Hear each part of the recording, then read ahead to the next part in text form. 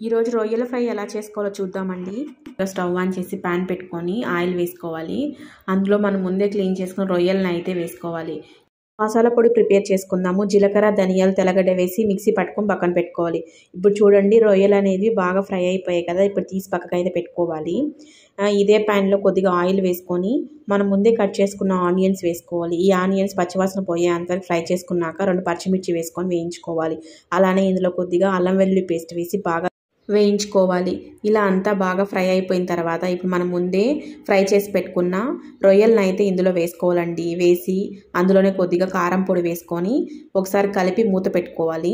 మూత తీసిన తర్వాత మనం ముందే మిక్సీ పట్టుకున్న మసాలాను అయితే ఇందులో వేసుకొని ఒకసారి బాగా వేయించుకోవాలండి. ఇప్పుడైతే ఫైనల్గా ఒక చిన్న టమోటా పేస్ట్ వేసుకొని ఒకసారి కలిపి సిమ్లోనే ఒక 5 నిమిషాలు ఉడికించుకుంటే మన రొయ్యల ఫ్రై అయిపోయినట్లే. సబ్స్క్రైబ్ చేసుకోవడం మాత్రం మర్చిపోకండి. Thanks for watching.